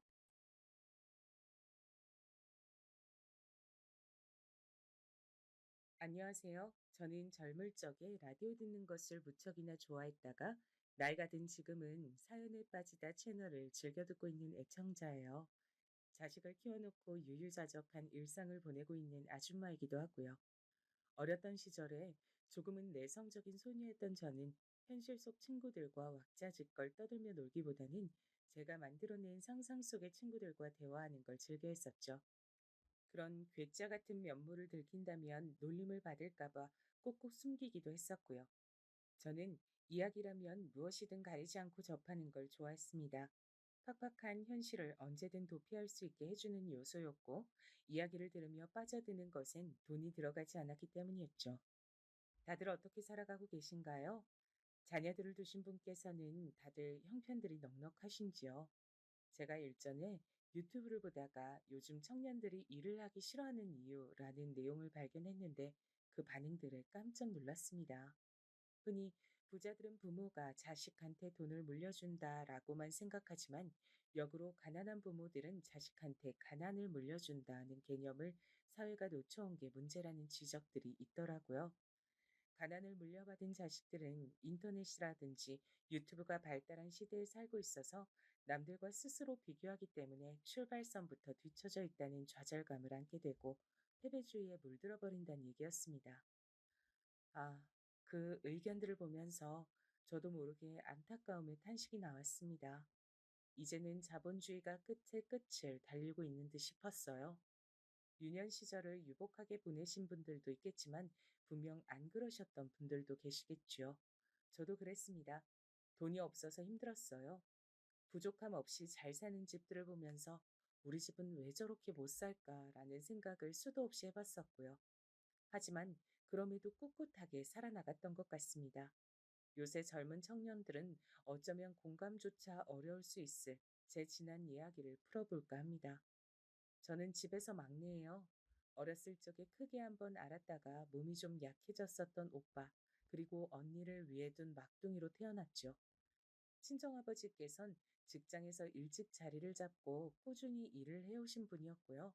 친정엄마께선 자식들을 돌보고 집안일을 하느라 정기적인 일은 못 나가셨습니다만 간간히 일손이 필요하다는 얘기가 들어오는 식당 등지에 나가서 때마다 돈을 버셨습니다. 어렸을 적 저는 잘 몰랐으나 오빠와 언니가 나중에 해준 얘기를 들어보면 친정 부모님께선 살림을 알뜰살뜰하게 잘 꾸리시는 분들이었으며 장래 계획을 많이 해두기도 하셨다고 해요. 그러했기 때문에 어느 날 갑자기 친정 아버지께서 직장 내 사정상 일을 그만두게 되셨을 때도 마냥 당혹스럽지만은 않았던 것이겠죠. 그래도 거기가 일말의 양심은 있는 곳이었나 보네요. 이렇게 된 마당에 처자식 딸린 사람을 억울하게 모른 척하지 않고 위로금을 챙겨주겠다고 하니 그걸로 미천 삼아서 어떻게든 잘 해보면 될 거예요. 상황이 이렇게 돼서 그저 한숨만 나오고 막막했는데 돈이라도 잘 주겠다니까 감지덕지 하더라고. 무엇보다 규석 엄마, 당신 덕분에 내가 지금 걱정 않고 든든할 수 있어. 당신이 있어서 정말 이럴 때 마음이 얼마나 놓이는지 몰라. 항상 고마워. 밖에 나가서 오만 고생하며 돈 벌러 다녀온 건 당신인데 내가 뭐 힘들인 게 있겠어요? 아무튼 그간 수고 많았어요. 남은 기간만 좀 더 잘 다녀줘요. 그래, 그래야지. 모든 일은 마무리가 좋아야 한다잖아. 비록 나가게 됐지만 마지막까지 내 자리에서 최선을 다할 거야. 내 자식들한테도 그래야 떳떳하고 멋진 아버지라고. 내가 할 말이 있지. 친정 엄마께선 원체 총기가 있고 영민하신 분이었다고 해요. 젊으셨을 땐 더 그랬다고 합니다. 그래서 외가 친척 어르신들은 저희 친정 엄마를 향해 가난하고 우환 많은 집안에서만 태어나지 않았어도 운명이 달랐을 거란 평을 종종 하시곤 했었지요. 그리고 친정 아버지께선 심성이 무척 고든 분이셨어요. 어찌 보면 고지식하고 고리타분하셨습니다. 아무도 보고 있지 않아도 길에 작은 쓰레기 하나 안 버리셨고 길가에 침을 뱉으시는 일도 없었으며 늘 준법 정신을 새기며 사셨지요. 자식들에게도 늘 떳떳한 어른의 모습을 보여주는 게 당신의 의무라고 여기셨습니다. 그랬기에 남은 직장 생활도 꽤 하나 안 부리고 열심히 하셨죠. 어차피 떠나기로 한 사람 얼마나 일을 열심히 하다가 가든 말든 아무도 신경을 안 썼을 텐데 스스로에게 부끄럽지 않다고 하시며 강제적인 퇴사가 결정된 이후에 오히려 그 이전보다 더 부지런하게 출근하셨고 일을 꼼꼼하게 마무리하느라 늦게 퇴근하셨습니다. 그런 친정 아버지를 오빠와 언니는 자랑스럽게 바라보며 컸다고 했고요. 하지만 너무 고든 나무까진 그렇지 않은 것보다 잘 부러진다고 하죠. 제 친정아버지의 고든 심성이 독이 되는 일이 있었습니다. 성실하고 책임감이 강하신 분이었으니 당신의 친가족들을 외면하지 못하셨던 거예요. 친정 아버지의 퇴사 소식을 알게 된 친할머니께서 눈에 불을 켜고 달려들었던 겁니다. 예, 제필아. 네가 동생이 돼가지고 형의 어려움을 모른 척하면 쓰겠니? 네 동생들은 또 어떻고? 다들 요새 어려워서 하루가 멀다 하고서 곡소리를 내고 있는 형국인데 네가 도와주면 형제가 다 어려움을 벗어날 수 있잖아. 네가 설마 모른 척 할 건 아니지? 너는 그 돈 없어도 당장 굶어 죽진 않겠지만 네 형은 요새 거래처인지 하는 곳에 돈을 못 줘서 발을 동동 구르며 피가 말라가고 있어. 이러다 네 형부터 죽겠다. 저도 그 사정은 알고 있습니다만, 어머니, 저희 식구도 지금 그 돈만 바라보면서 지내고 있어요. 앞으로는 그 돈에 의지해서 뭐라도 해보고 먹고 살아야 하니까요. 아, 크니까 글쎄. 그건 나중에 일이잖아. 눈앞에 급한 불부터 꺼야 되지 않겠어? 네 형수 지금 우는 꼬라지가 네 눈엔 안 보여. 얘가 시집 온 지 올해로 15년째인데 내가 온갖 구박을 해도 눈물 한 방울 안 떨구던 독한 것이 이렇게 우는 건 내 지금에 와서 처음 본다. 형수님은 왜 또 울고 그러십니까? 날도 더운데 어머님 여기까지 왜 모시고 와서 이러세요, 정말. 이럼 제 마음이 너무 어려워집니다. 친정아버지께서 힘든 내색을 비치셨으나 소용없었죠. 왜냐하면 친할머니와 큰어머니, 친정아버지의 마음을 어렵게 만들고 싶어서 환장하셨던 분들이었으니까요. 그거야말로 두 분이 바라시던 바였습니다. 두 분은 친정아버지의 직장에 매일같이 찾아가서 하소연과 눈물을 토해내셨어요. 누가 뭐라고 하든 상황이 어떻게 되든 성실하게 직장 생활을 마무리 지으시던 친정 아버지셨는데 자꾸만 그런 공경에 처하게 되니 보통 심란해지신 게 아니었죠. 다른 사람들의 눈에 비친 모습은 자기 모친과 형수가 찾아와 눈물로 호소를 해대는데 그걸 들어주지 않는 사람일 테였으니 친정아버지께서 가장 견디기 힘들어하는 노예였습니다.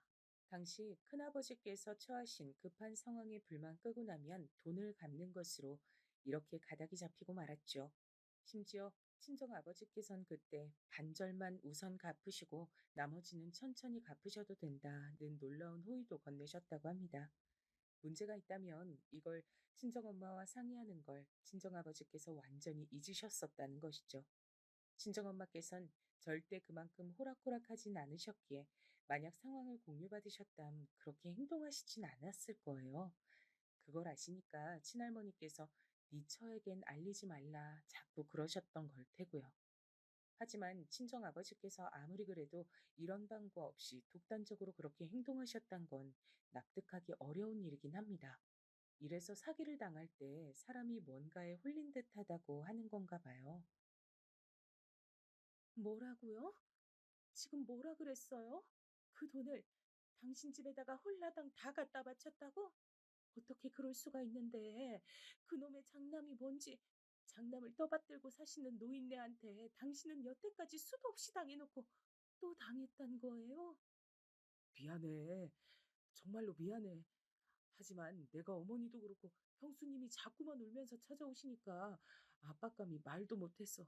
너무 괴로웠어. 안 갚겠다고 하는 것도 아닌데 차라리 그 돈을 빨리 줘버리기로 하면 낫지 않을까 싶어. 그렇게 됐던 거야. 당신한테 미리 말을 못한 건 정말 미안하게 생각하고 있어. 미안하단 말은 필요 없어요. 소용도 없는 사과를 받아서 뭐 하겠어요?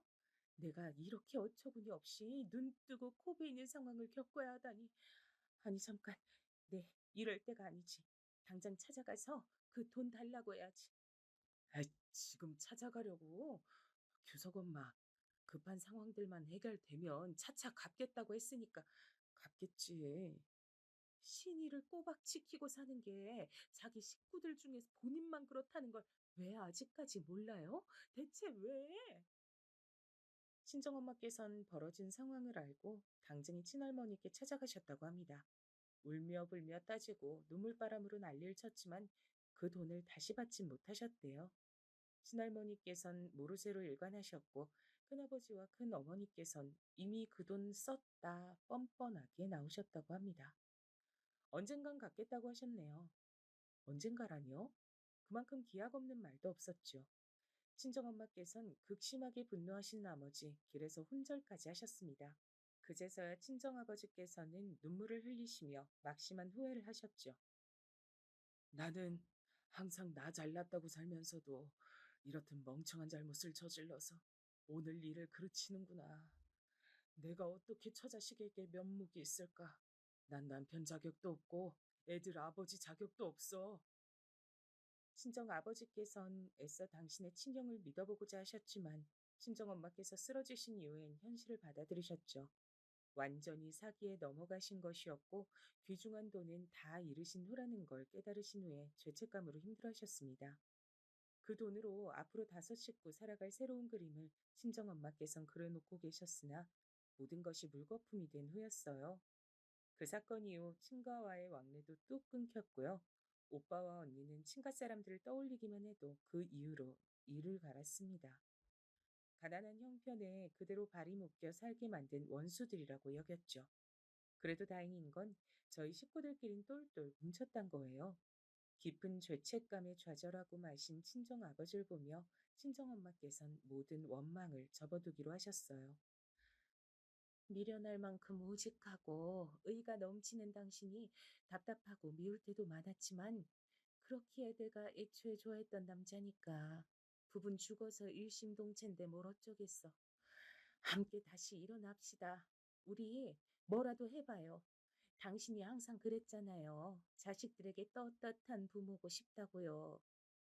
그러자 친정 아버지께서도 절망감을 털어내셨고 막노동판을 전전하시려던 계획을 철회하셨으며 친정엄마와 함께 술에 하나에다가 각종 먹거리를 실은 채 장사를 다니기 시작하셨습니다.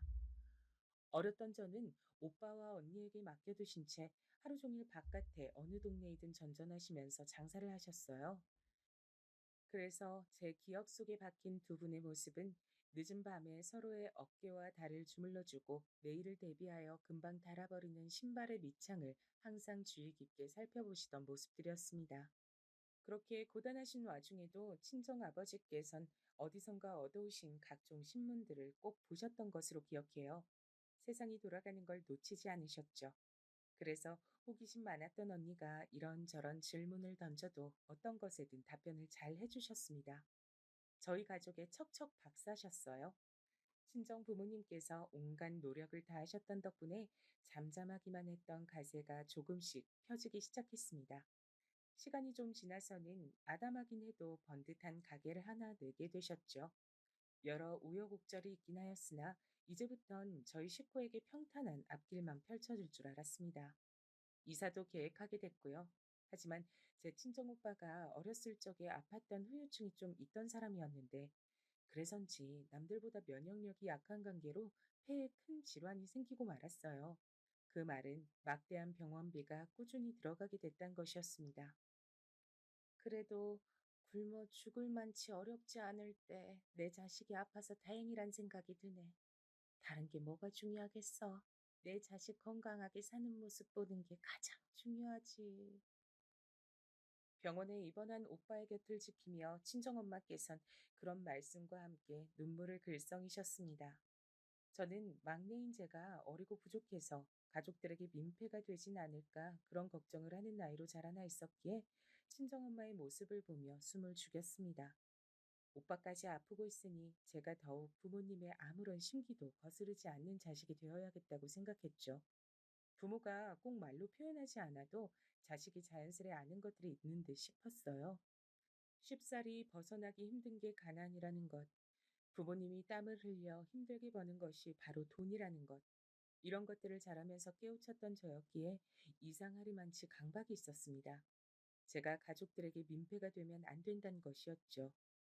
어쩌면 오빠와 언니가 절 돌보면서 항상 당부하듯 던졌던 말이 네가 말썽 피우면 부모님이 힘들어진다.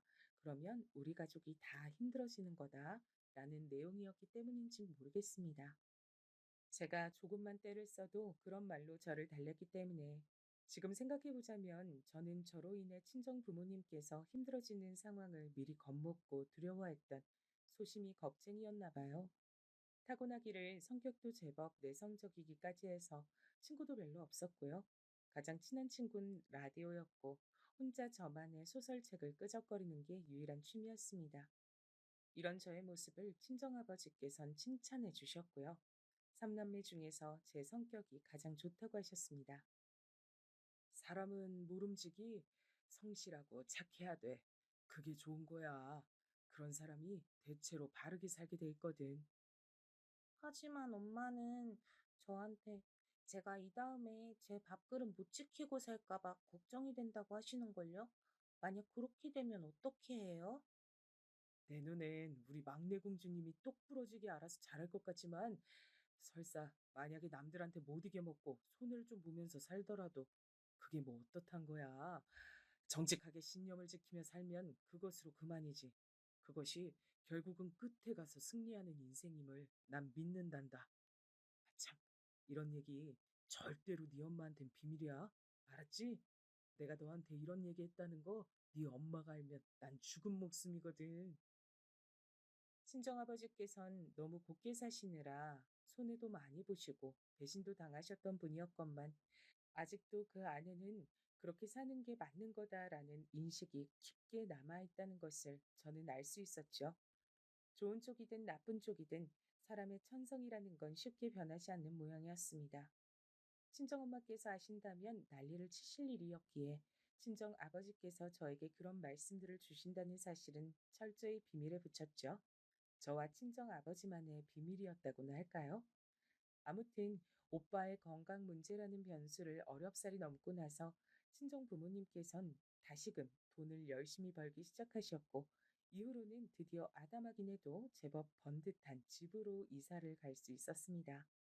그런 집이 생긴 것만으로 저희 가족이 엄청난 부자가 된 기분이었고 태어나서 그런 행복감은 그때 처음 느껴봤던 것 같아요. 형편이 어려운 집안의 장녀로서 정말 책임감을 가지고 열심히 일찍부터 직장 생활을 하며 돈을 벌었던 언니가 수더분한 형부를 만나서 먼저 시집을 갔고요. 이후 몸이 안 좋았던 오빠긴 해도 어떻게든 장가를 들었네요. 부끄럽게도 전 공부와 인연이 없는 아이였지만 친정부모님께서 막내딸이 꼭 대학 졸업장은 땄으면 좋겠다고 해주셔서 전문대를 나왔습니다. 이런 걸 보면 모든 건 시기가 있는 것 같아요. 집안 사정이 몹시 안 좋아서 형제들이 줄줄이 학업을 포기했지만 딱 본인의 때에 학업을 이어갈 수 있어서 형제들과 달리 가방끈을 좀 더 길게 단 경우들이 여러분 중에서도 반드시 있을 것 같네요. 제가 오빠, 언니보다 잘나서 대학을 나온 건 아니었고, 정말 감사하게도 상황이 그렇게 돼서 전문대라도 나올 수 있었으니까요. 취업과도 연결이 돼서 무난하게 작은 일자리도 구할 수 있었죠. 집안에서 제일 고생덜한 막내라는 생각을 지니고 있던 전, 친정 식구들이 신경 쓰이지 않도록 문제없이 잘 굴어야 한다는 생각 역시 함께 지니고 있었습니다. 결혼도 그런 생각의 연장선이었죠. 삼남매 중에서 하나 남은 제가 얼른 결혼을 마저 해치워야 친정 부모님께서 비로소 한숨 돌리실 거라고 여겼습니다. 다니던 직장의 상사분께서 연결해준 남자하고 결혼하게 됐어요. 요즘 아가씨들 하는 거 보면 맹랑하고 대바라진 경우들이 많던데 우리 신입 정도면 아주 보기 드물게 얌전하고 참하고 어른 말씀 잘 듣고 군소리 안 하고 너무 괜찮은 신분감이라고 할 수 있지. 나이도 아직 어리니까 더 나이 먹어서 가치가 떨어지기 전에 빨리 시집가는 게 좋아. 내가 정말 조건 괜찮은 사람 하나 아는데 어디 잘 만나봐. 시간이 지나 그때를 지금 회상해 보면 그 상사분 정말 웃기지도 않는 짬뽕 같은 사람이었어요. 저만 보면 매일같이 입에다가 우리 신입은 요조 숙녀야. 우리 신입은 형모 양처가 되겠어. 라는 소리를 달고 살았어요. 그런 황당한 소리에 대꾸는커녕 하고 매번 고개를 꾸벅 숙여 보였던 과거의 제가 답답할 따름입니다. 그런 사람이 연결해준 남자였으니 어떤 인물일지 예상이 가시나요? 시댁 근처에서 시부모님께선 문구점을 작게 운영하고 계셨고 남편은 그때 막 자기 사촌하고 사업을 시작한 참이었어요. 모르긴 몰라도 전망이 괜찮다는 평을 듣고 있었습니다. 그래서 친정부모님께선 제 결혼자를 좋게 보셨어요.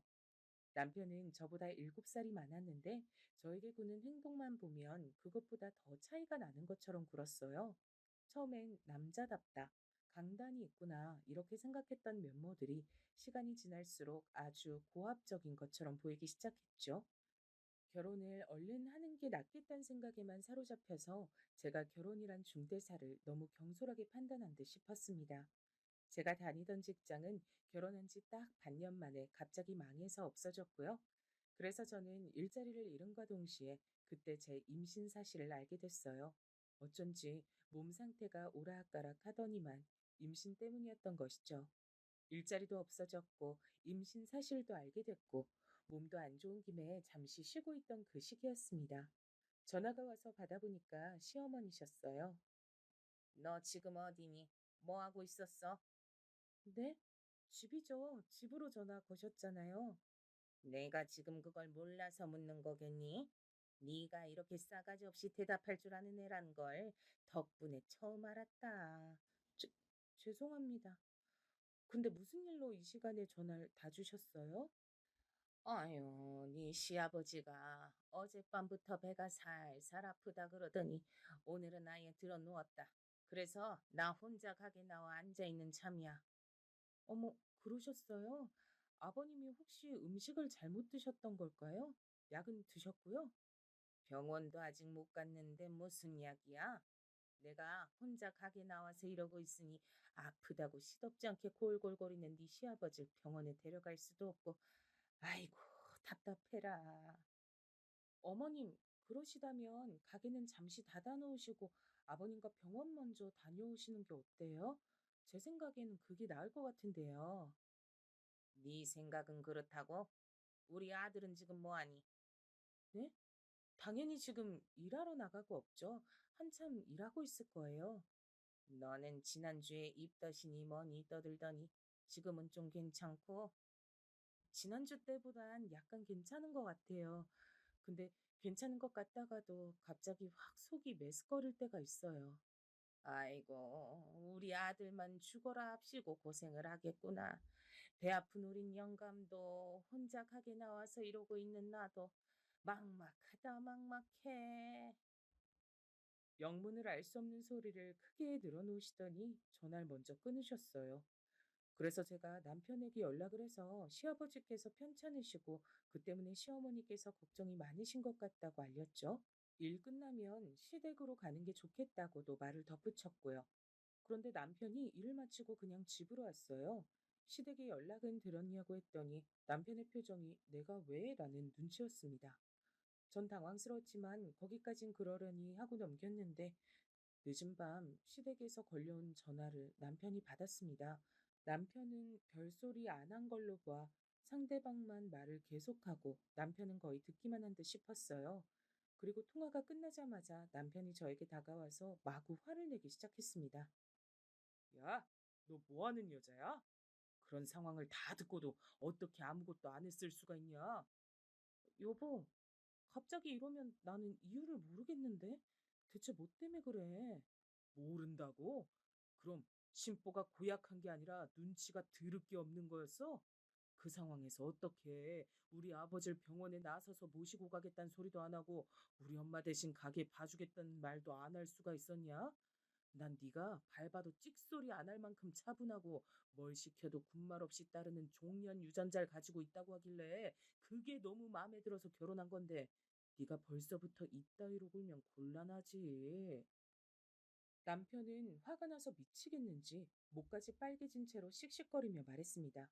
저는 너무 큰 충격을 받았고 몸이 막 저절로 떨려왔어요.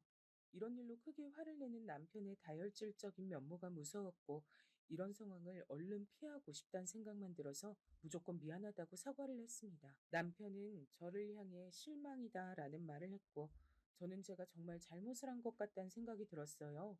원하시는 바를 직접적으로 말씀은 안 하시고 제가 알아서 해주시길 바라셨던 시어머니의 태도를 원망할 정신도 없었던 듯 싶어요.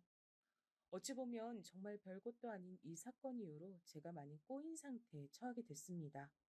임신한 몸을 이끌고 시댁에 자주 드나들어야 했거든요. 시부모님께선 뱃속의 손주가 할아버지 할머니 집에 놀러 오는 걸 무척이나 좋아할 거라고 그런 말씀을 자꾸만 하셨어요. 저는 그 당시 성격상 장사와는 체질이 맞지 않았는데도 저를 문구점에 달랑 앉혀놓으신 채 외출들을 하시기도 했습니다. 참고로 신혼집하고 시댁이 썩 가깝지도 않았어요. 그런데도 제가 이렇게 왕복을 했어야 했던 거예요. 황당했던 건 이미 시집을 간 시누이가 자기 애 데리고 시댁에 방문을 하면 시누는 편하게 놀고 먹기만 하면 되는데 저는 임신한 몸을 이끌고 온갖 그 수발을 다 들며 심지어는 시조카까지 상대해줘야 했다는 사실입니다. 시댁에 가서 전 좋은 일이 없었고 몸도 슬슬 무겁기도 해서 별로 안 가고 싶다고 남편에게 그랬었죠. 이걸 말하는 것도 당시에 저에겐 나름의 용기가 필요했다는 게 지금에 와서는 우습고도 어이가 없네요. 하지만 남편은 자기 사업장에 와서 일을 돕거나 시댁에 가서 시댁 식구들 뒤치다꺼리를 하거나 양자택일을 하라고 했습니다. 임신했단 핑계로 집안에만 틀어박혀 있는 건 좋지 않다고 하더군요. 그래서 제가 차라리 그러면 일을 구하겠다고 했어요. 그랬더니 그건 또 안 된다네요. 저에겐 마땅한 선택지가 없었죠. 남편이 저에게 다정다감하다든가 좋은 남자였다면 제가 이래저래 피곤한 상황이라도 참을 맛이 있었을 텐데 그렇지도 않았습니다. 어느 날 자정이 다 되어가는 시간이었는데 남편이 고주망태가 되어서 귀가를 했어요.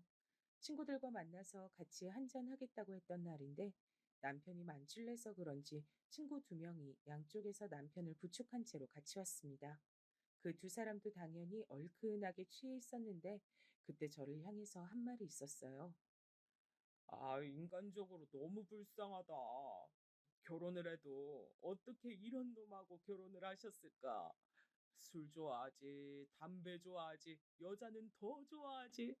내 친구지만 이놈은 진짜 나쁜 쪽으로 난 놈인데 세상에 이런 놈도 결혼을 다 해서 마누라 없고 그 마누라를 임신시켰다는 게 나는 기가 막히다고 봅니다.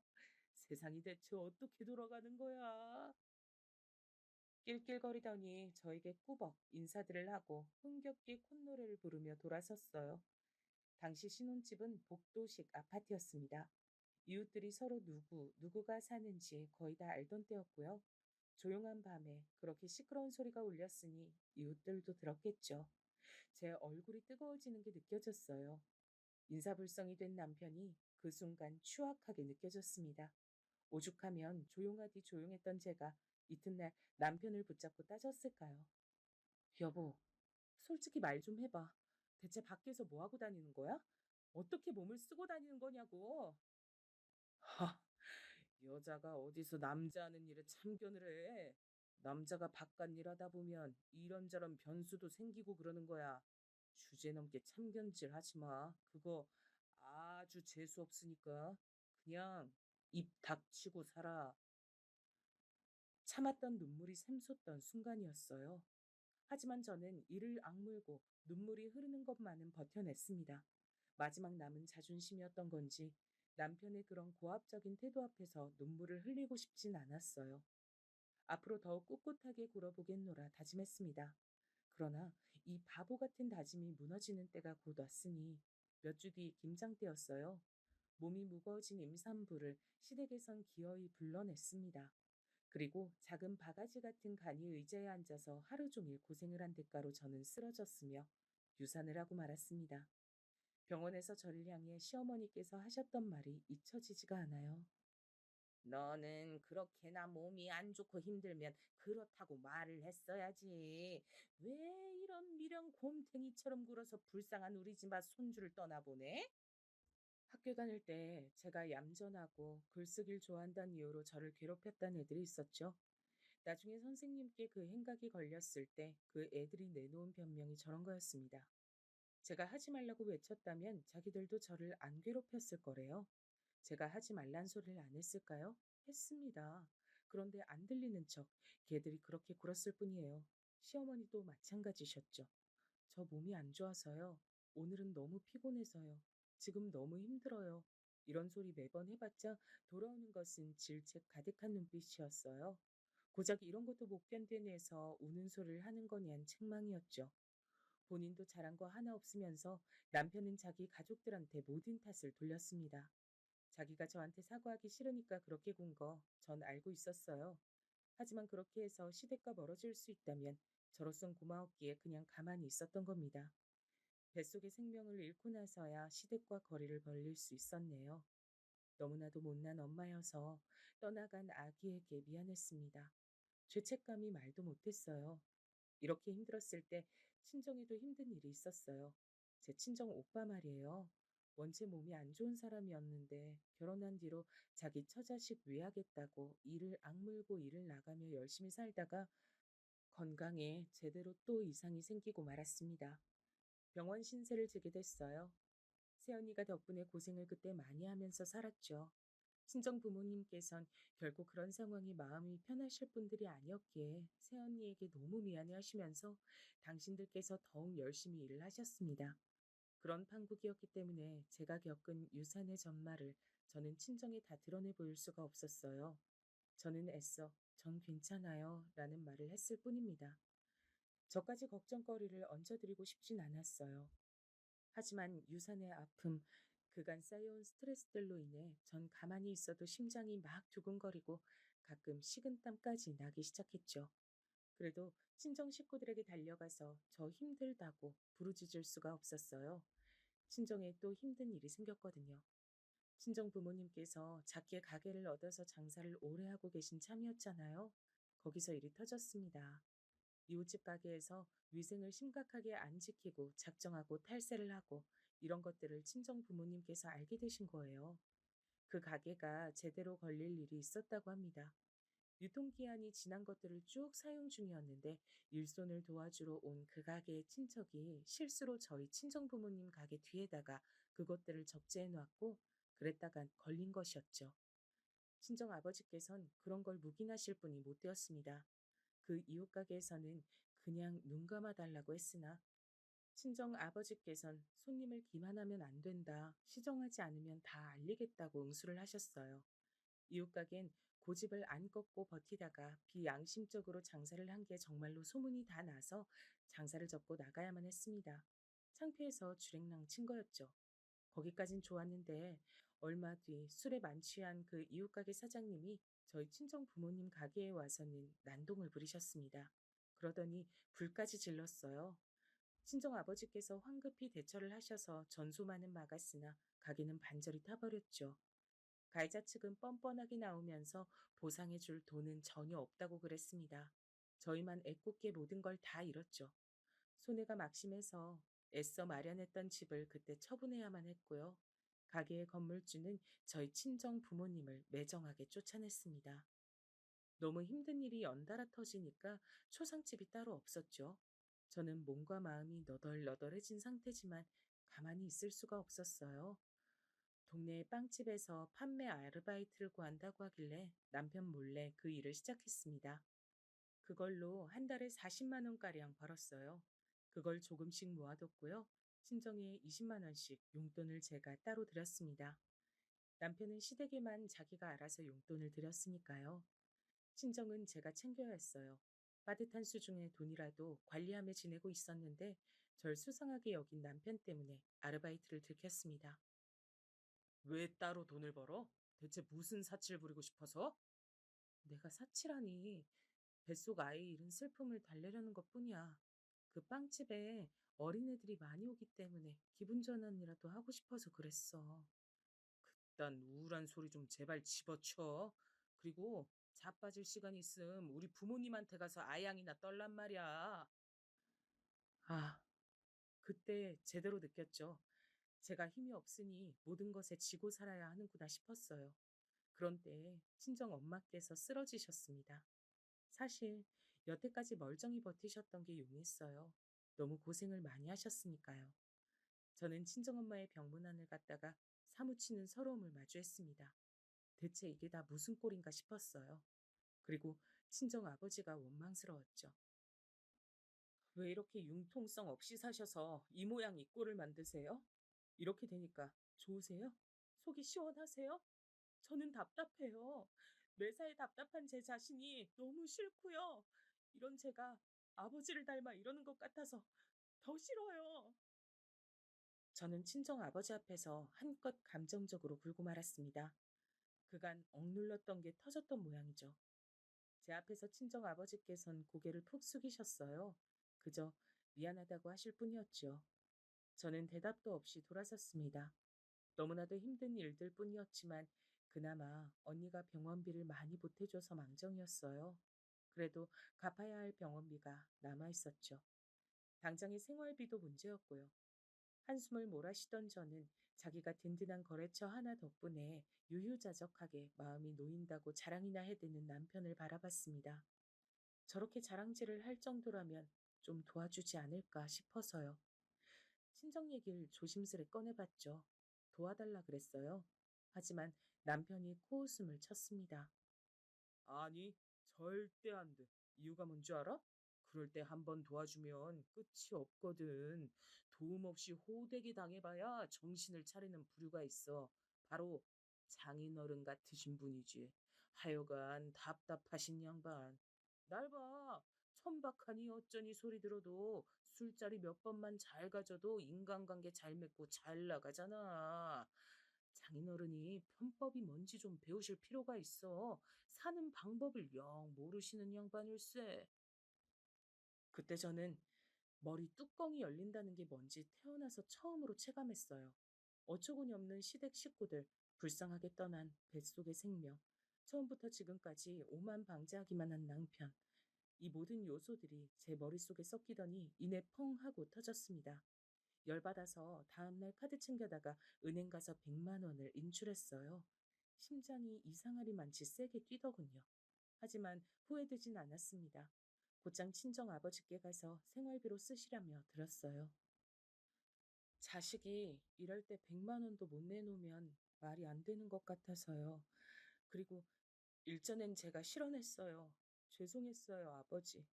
제가 100만 원이 아니라 200, 300을 내놓는 딸이었어야 했는데 제가 못난 건 생각도 안 하고 아버지 탓만 했네요.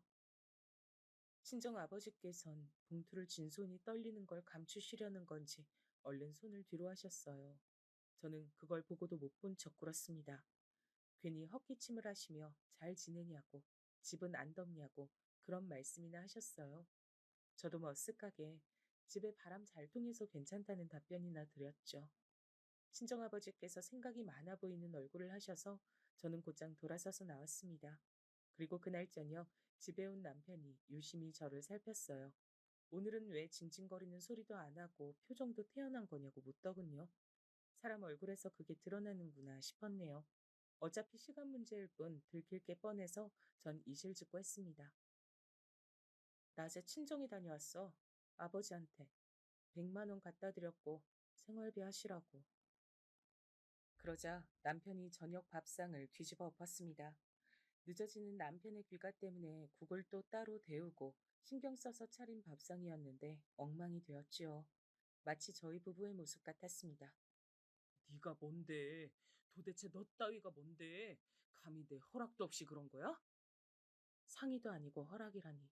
씁쓸했습니다. 전 제가 따로 조금씩 모아둔 돈이 있으니 그걸로 채우면 남편 돈을 쓴 건 40만 원 정도밖에 안 되는 셈이란 이야기를 차분하게 꺼냈어요. 그리고 어떻게 자기 처가에 100만 원도 못 주냐면서 남편을 향해 사람이 너무한다는 얘기도 해버렸습니다. 그러자 남편이 무섭게 눈을 부릅뜨며 가까이 다가왔어요. 기어오른 여잔 딱 질색인데 너 지금 내 심기를 무진장 불편하게 만들고 있어.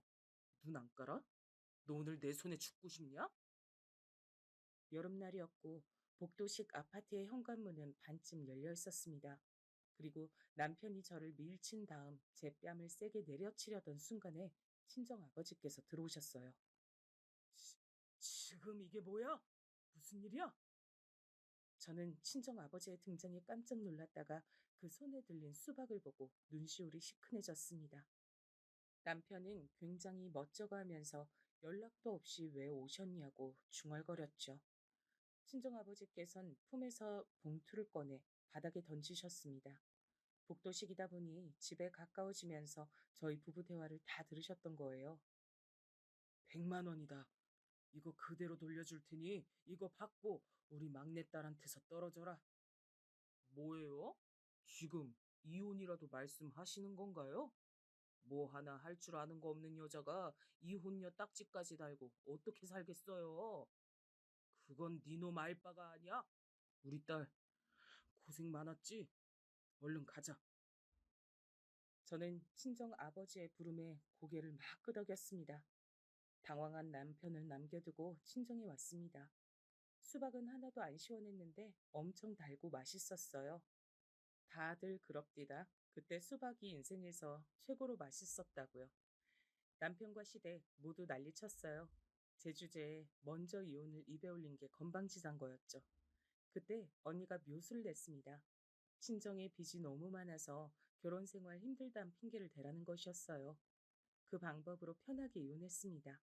이를 갈던 남편은 빚이라는 글자에 조용히 지더니 부랴부랴 저와 이혼 도장을 찍었죠. 제 결혼 생활에 이모저모는 친정 아버지와 언니한테만 자세히 알렸습니다. 친정 아버지께선 도저히 그놈을 용서 못하겠다고 하셨죠. 저는 속으로 그래봤자 어쩌겠어요 라고 생각했는데 놀라운 일이 벌어졌어요. 친정아버지께서 전 남편 놈이 하던 사업의 최대 거래처, 즉 목숨줄이었던 곳에 찾아가서 읍소를 하신 겁니다. 그놈과 거래를 끊어달라고 막무가내로 하소연을 하셨어요. 그러자 그곳에선 당연히 불청객인 친정 아버지를 쫓아내려고 했고 그대로 쫓겨날 위기에 처하셨던 친정 아버지를 향해 누군가가 어라 하는 소리를 냈다고 합니다. 그 사람은 바로 그곳의 사장님이었어요. 아, 긴가 민가 했는데 맞네요. 나 모르겠습니까? 우리 예전에 같이 일했었는데. 알고 보니 예전에 친정 아버지께서 부당하게 일을 그만두셨던 옛 직장의 동료였던 겁니다. 그때 그분도 함께 부당한 처사를 당하셨고요. 그래서 그분은 반발심에 남은 기간은 하는 둥 마는 둥 일을 하셨는데 그때 친정 아버지 혼자서 일전보다 더 열심히 하는 것을 보고 미련하다고 생각하셨다네요. 직장 앞으로 모친 형수가 찾아와서 돈 얘기한 거 소문났었는데 결국 들어줬다는 후문을 접했을 때도 역시 미련하다고 생각하셨고요. 그런데 그 후로 살면서 종종 친정 아버지 생각이 나셨다고 합니다. 그렇게 밀어낼 정도로 우직하게 열심히 나아가는 사람이 세상에 정말 몇 없더라고요.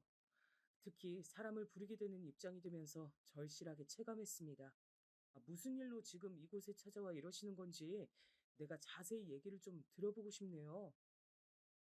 사장실에서 독대가 이루어졌고 친정아버지께선 제 얘기를 꺼내셨어요. 전 남편 놈이 얼마나 비열하고 비겁하게 자기 사업장을 운영 중인지도 다 전하셨고요. 그러자 사장님이 다 듣고 나서 단박에 그러겠다고 답을 하셨대요.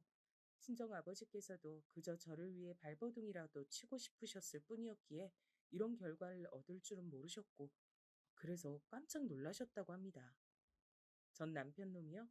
당연히 그 이후로 사업장이 휘청거렸고 얼마 못 버티고 망했어요. 술자리로 이어간 인맥들은 그놈이 가장 어려울 때 모두 등을 돌렸다고 하더군요. 전 남편 놈이 폐가 망신한 것의 속 시원함과 신기함을 동시에 느끼고 있을 때였어요. 큰아버지께서 쓰러지셨습니다. 갑자기 길 가다가 그렇게 되셨다고 해요. 뇌의 혈관이 문제였다고 하는데 수술을 바로 받으셨지만 예후는 좋지 않았죠. 그때 큰어머니가 몸에 이상을 느끼셨습니다. 큰아버지 일로 스트레스를 너무 많이 받으셔서 그런 건가 싶었는데 검사받아 보니 놀랍게도 암이었던 거예요.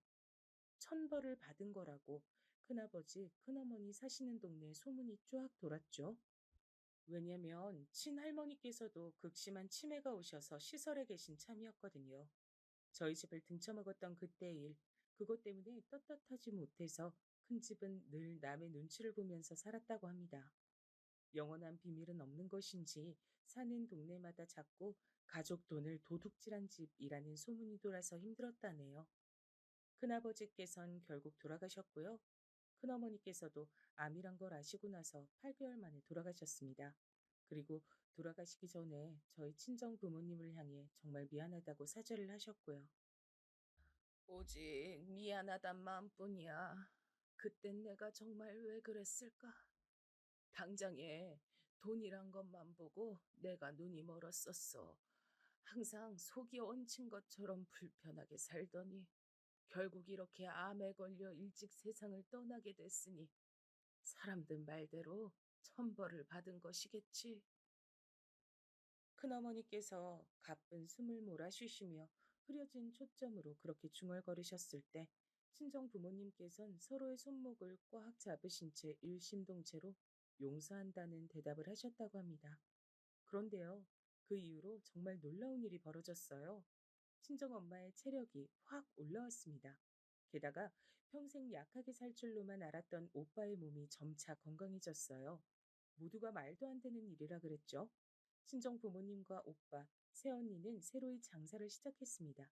그리고 장사를 시작한 지 며칠 안 됐을 때 전에 했던 가게에서의 단골 손님이 신기하게 우연히 방문을 해주신 거예요. 그분이 깜짝 놀라시더니 주변에 소문을 잘 내주겠다고 하셨어요. 늘 양심적으로 장사를 하시는 분들인 거 단골인 내가 제일 잘 알았죠. 아이고, 다시 이렇게 뵙게 되니 반갑습니다. 내가 여기로 다시 단골할게요. 소개시켜주고 욕먹을 집이 절대 아닌 거라니까 주변에 소문도 잘 내겠습니다. 그러더니 손님이 막 늘어나기 시작했어요. 금세 장사가 잘 되었죠. 친정아버지께서 어느 손님과 대화를 주고받다가 막내딸이 이러저러해서 혼자다라고 하셨는데 그 손님이 그렇다면 주선을 해주고 싶다고 하신 거예요. 너무 갑작스러웠죠. 하지만 정말 괜찮은 청년이라는 소리에 호기심이 생겨서 한번 만나봤습니다. 그리고 고민 끝에 재혼을 하게 됐죠. 저랑 동갑인데 결혼하고 나서야 말을 놓았습니다. 사람에 대한 기본적인 예의가 바르고 매사에 신중한 남자예요. 시댁도 정말 좋고요. 시부모님께선 며느리 부담시킬까봐 먼저 연락하시는 것도 고민하시는 분들이세요. 시댁에 가면 버선발로 마중을 나오십니다. 처음부터 그러셨고 세월이 많이 흐른 지금까지도 그러시네요. 제가 점심때 도착하게 간다고 한다면 아침부터 단장 다 마치고 집안 깨끗하게 쓸고 닦으시고 시계만 보며 저를 기다리셔요.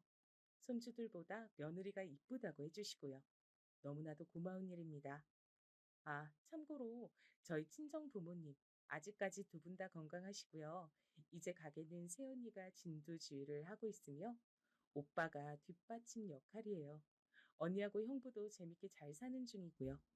우여곡절 끝에 찾은 마음이 편안한 일상은 어쩌면 스스로의 신념을 중요시하는 친정아버지께서 쌓아 올려주신 것일지도 모른다는 생각이 사연글을 마치는 동안 드는 중인데요.